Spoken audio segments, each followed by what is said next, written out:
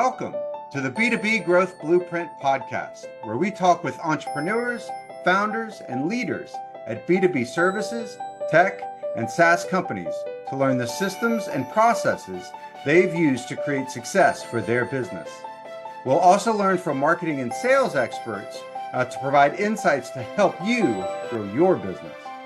I'm your host, Mark Osborne, and the podcast is brought to you by Modern Revenue Strategies and their 10x ROI B2B growth guarantee. Schedule a free diagnostic call to learn the fastest path to double your B2B revenues in just 90 days. Hello, and welcome to another episode of the B2B Growth Blueprint podcast. I'm your host, Mark Osborne, and today I'm very excited to welcome Jason Kraus. Now, I'm going to read his bio to make sure I get it right.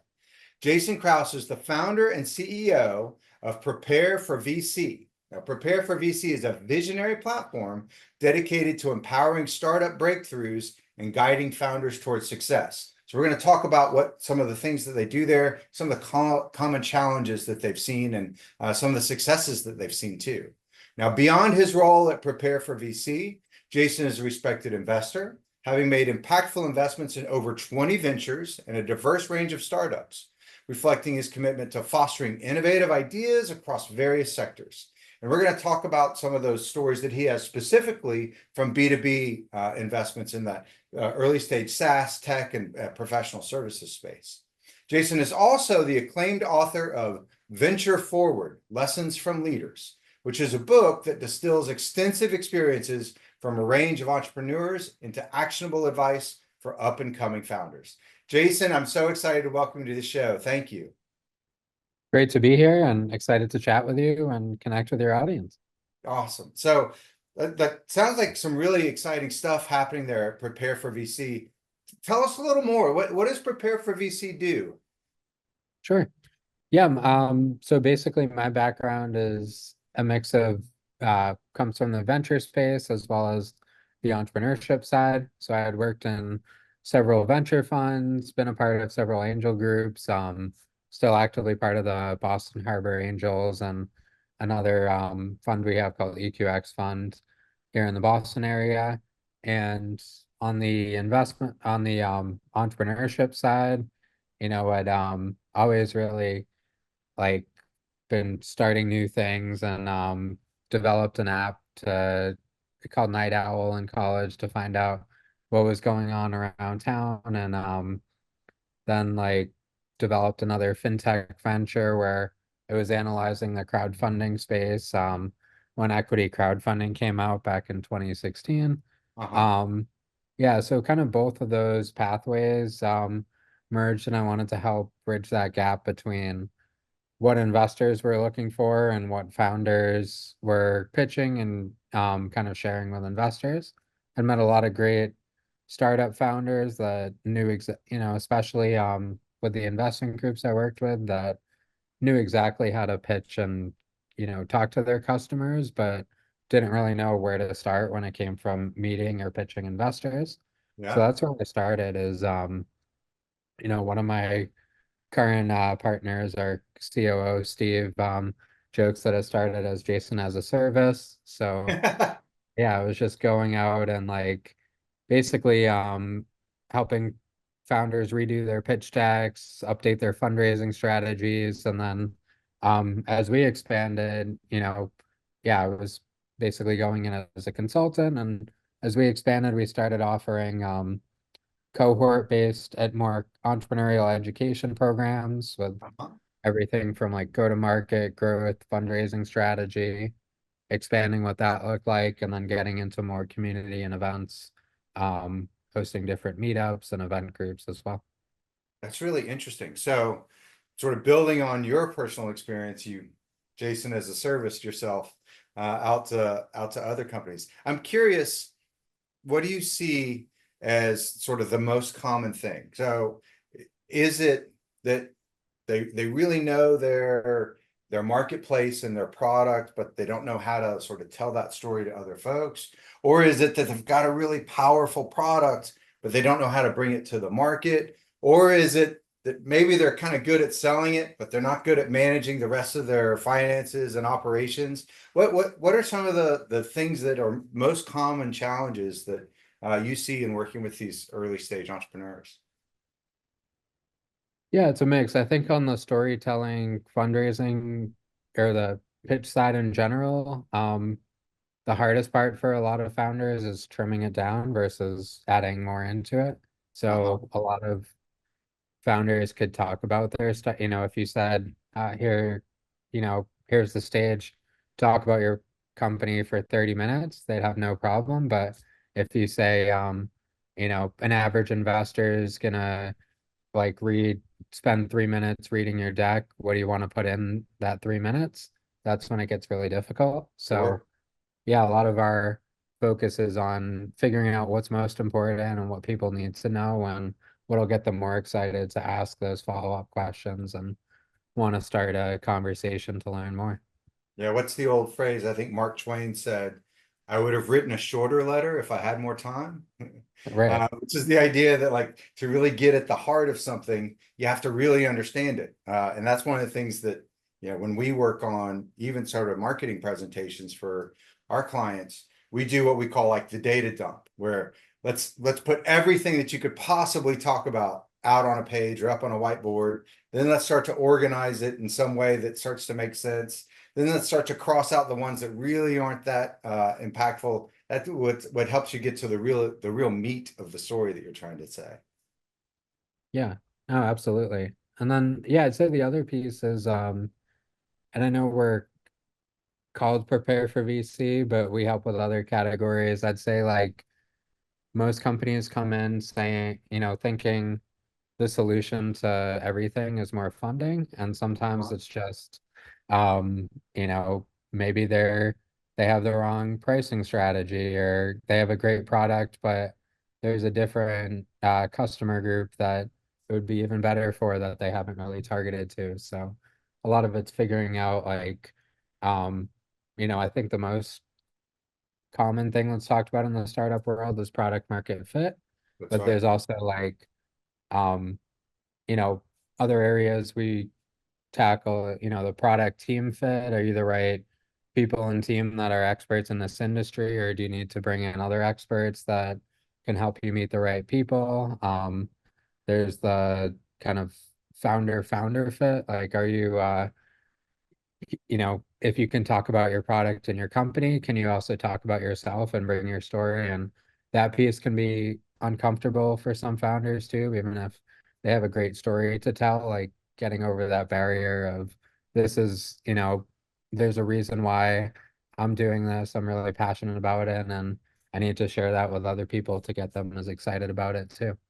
Yeah. Um, so yeah, trying to tackle all those other angles and go beyond um sometimes fundraising's the answer, sometimes it's just getting the right co-founder, team member, or advisor on board that can help you reach a better channel partner and um you know bootstrap even further before you fundraise. So that product market fit topic that you talked about, which gets a lot of attention. It's so interesting, and I'm sure you've got some stories around how companies have, thought that they had identified the right market and they had sort of crafted a messaging strategy to go after a particular ideal customer profile or a particular buyer persona, but then they either pivoted the product for the same audience or they pivoted the audience for the same product. Talk to us a little bit about how companies can know they've got the right product market fit, like that they've really gotten down to the right niche, or that they've really refined the most powerful value propositions from their product and match that up well, or ways that you've seen them, kind of pivot, whether it's pivoting from the product side or pivoting from the go-to-market side. Talk to us a little bit about that. Yeah, I think if I'll start with a um, kind of bigger example from, and we share this with our cohorts and our programs too. Like the story behind Instagram, I think is really interesting because they started with a lot of features. It was similar to like Foursquare type app. It was for finding like local restaurants and bars and More sharing location photos of focused. them. Yeah, and then they figured out like the feature people cared about and liked the most was the filters. So Uh-huh. they built the whole app around photo sharing with filters. And then I think that resonates with a lot of other startups that are thinking about like, well, I need every single feature in Right. my first app and people won't use it if it doesn't have this, but like there's going to be one thing that they recognize and remember when they use your app. So, or whatever your company does, there's something specific and you don't need to do everything for everyone. You just need to find what you're doing for your target audience and find the right target audience for what you built. That's interesting. Do you find that that's more common, the mistake that companies make when they don't have that good fit is that they're trying to put too much into it. It's more feature bloat, that's not really focused on the real value prop, or what's the most common kind of mistake there? Yeah, a lot of times, I mean, there's limited resources, whether that's time or money going into it. And so, how you're going to spend that most effectively. And I think if you figure out, and that's why, customer validation is so important. If you're out there talking to your customers early on and get to really know like you have assumptions going in what the problems are and why you're building it, but if you get to know what their problems really are and what they're willing to use and then what they're willing to pay for, that helps you spend your time building the things that are going to be most effective.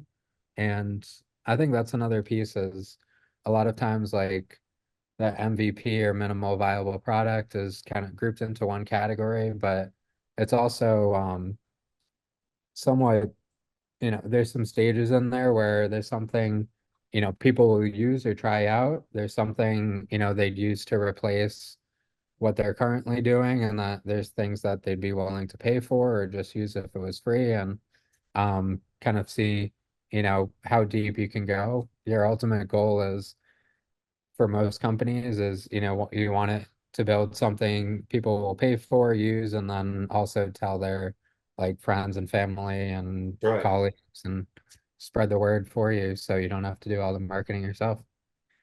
Yeah, that's so I know you've worked with a lot of different companies. Is there a fun success story you can share of either companies that have, scaled, past the initial sort of user base to, sort of broader success?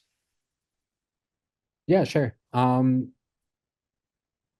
start with one called Xena Intelligence. They went through our breakthrough program and yeah, that's our cohort program. Um, and basically started out, it's an AI platform for managing ad spend. Okay. So they work, they plug into Amazon and Walmart and different marketplaces and basically reduce the spend, increase ROI on it by like optimizing for different timings and Huh. keywords. Um, but yeah, when they were going in, it was a lot more manual. So they kind of started out with more of that service model, figured out how they could get customers directly that were struggling to sell on different platforms and get the right amount of data that they could then train the systems to kind of automate that whole process for them. Mhm. So I think their biggest jumps were in that really painting that long-term story of, this is what we've proven it out by, creating a service-based business, but we know there's a big opportunity here and, people are willing, we've already talked, we know our customers, maybe it's 10 people right now at that time and but they knew their needs in and out, and that if they built something, their customers and new customers would come in. So, you know, a lot of the work was around that storytelling of what that would look like with the funding for a larger platform. They raised a few rounds, yeah, pre-seed, seed, and then kicked off a larger Series A, and all of now they have a lot more data to Yeah. show from their customers and users and all the growth rates. So it gets easier later on, but kind of painting it's a lot more of getting people behind that vision early on, especially in those pre-seed and seed rounds. So that brings to a really sort of interesting inflection point, as companies go from, a few people, it's easier for, them to all agree, and to, be sort of aligned on we're all going in this direction. Whereas as they get bigger, sometimes there's multiple good ideas and you can kind of only have the resources to do one or two of them, and you might disagree on which of the right one or two. Are there systems that you've seen companies use that sort of create, better collaboration, better alignment, better focus on those right things? Yeah, I think, I mean, even if we're talking like the investment world, like even every single, well, different venture funds have different ways of doing that too, like deciding who's the next deal to go into. Yeah. So, like one of the yeah, the funds I'm involved in, EQX fund, like there's myself and another partner, Ziad, that we both have to agree to go into a deal. So if one of us doesn't want to go in, we don't go into it. There's other funds where, even if they have five partners or something, like each partner has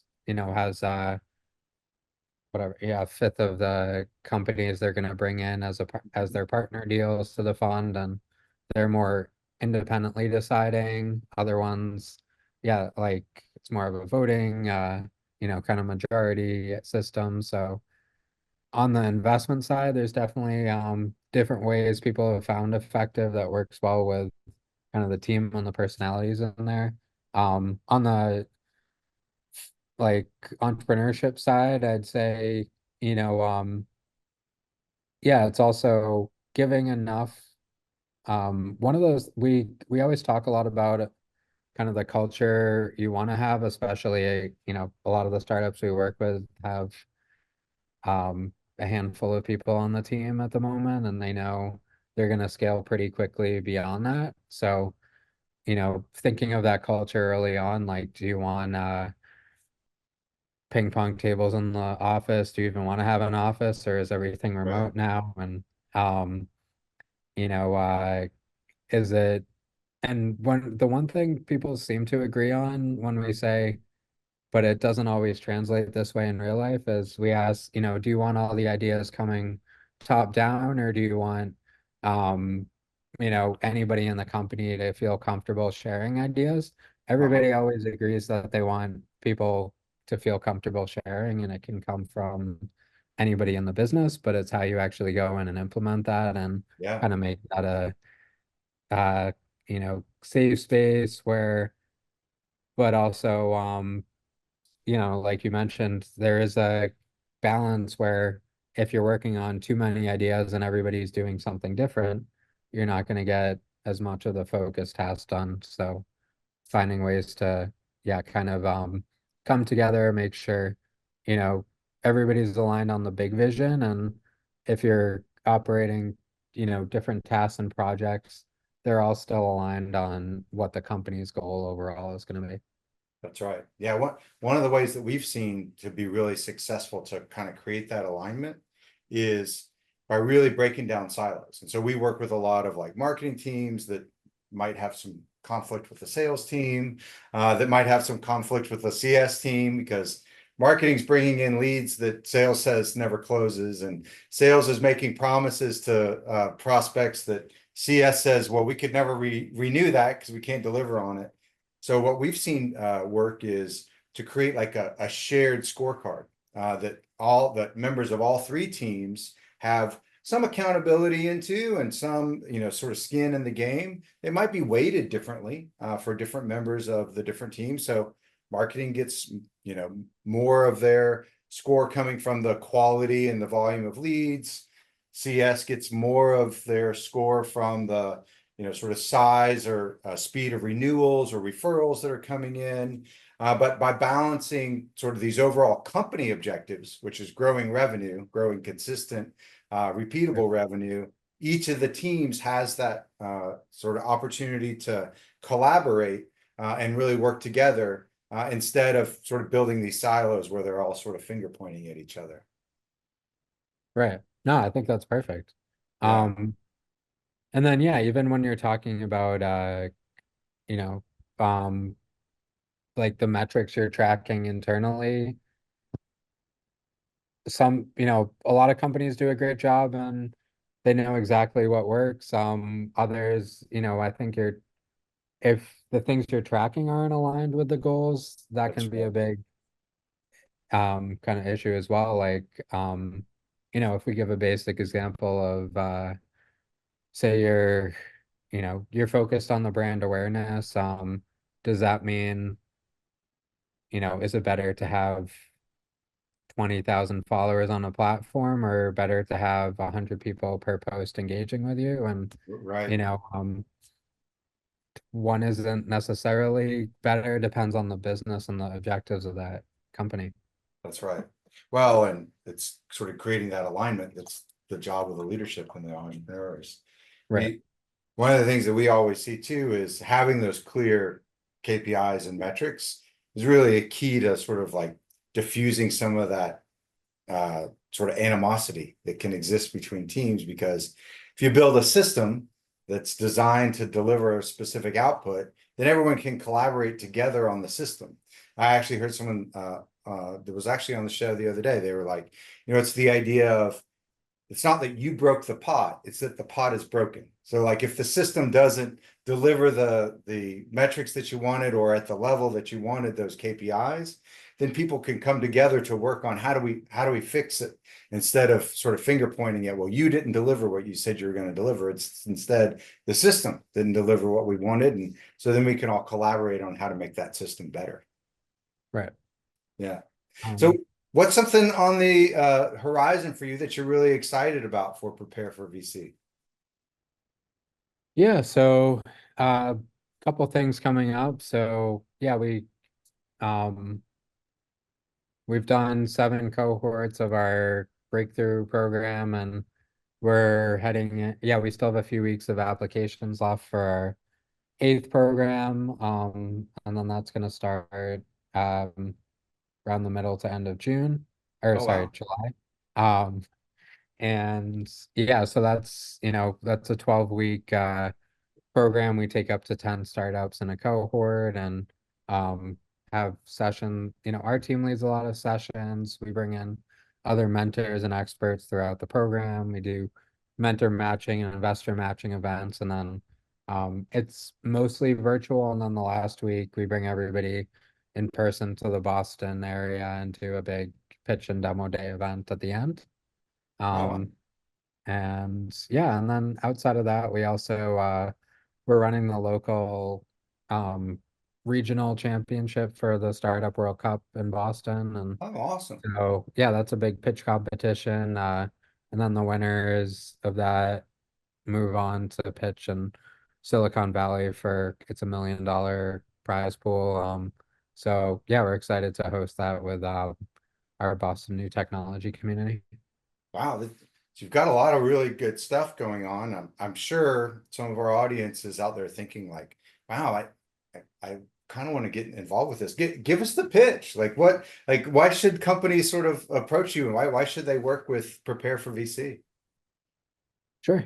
Yeah, I think our biggest, if you're looking at the programming side, I think our biggest differentiator is we spend a lot of time, we cover all the traditional startup strategies, but we also spend a lot of time on the people component. So Hmm. we talk about different personas, and if you're, we've developed 3 core personas that if you're pitching investors, for example, not every investor meeting is the same and not every investor is the same.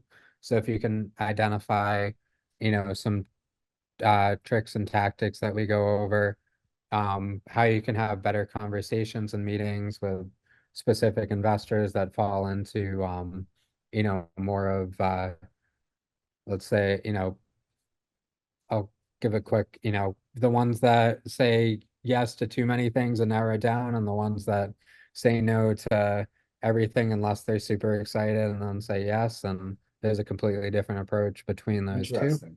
Um, so yeah, a lot of time on the people side and the negotiation tactics in there. And then yeah, our team, one of the feedback we always get from founders we work with is that our team's always accessible to the startups, and we have plenty of office hours and spend a lot of extra one-on-one time outside of programs, just, helping and supporting. And the thing I really get excited about is whenever we see those success stories from startups we worked with, even there's one company I had consulted with like several years ago called Canela Media, that Yeah. they're basically a entertainment platform for a Spanish speaking audience in the Yeah. US. And I go into hotels now and see them on smart TVs and get excited that, like, hey, they really made it, they're out there. And yeah, we get to see all their progress and growth around us. So That's that's awesome. something I'm excited to see in all the other startups we work with. That's awesome. So, if any of our listeners out there are interested in getting involved, how do they get in touch with you? Sure. Yeah, through our website, prepare4VC with the number 4 Uh-huh. dot com. And we have a quick like onboarding survey on the homepage that helps us figure out like what programs or offerings we should recommend in the follow-up conversation, or they can reach out directly um, to support at prepare4vc.com. Also happy to connect with anybody on LinkedIn as well. Awesome. Well, Jason, I know the audience has gotten a lot out of your stories and certainly some inspiration, so they can see themselves on TV and hotel when they are traveling around. But thank you so much for the time today and sharing your insights. Thank you. This was great. All right. Talk to you soon. Thank you for joining this episode of the B2B Growth Blueprint podcast. We hope you've gained insights to grow your business. If you enjoyed this discussion, please rate, comment, like on your favorite platform, and share to others who will find it useful. Do you know a CEO, founder, or leader at an early stage B2B services, tech, or SaaS company who would like to be a guest and share their story? Send us a note. Let's schedule a conversation.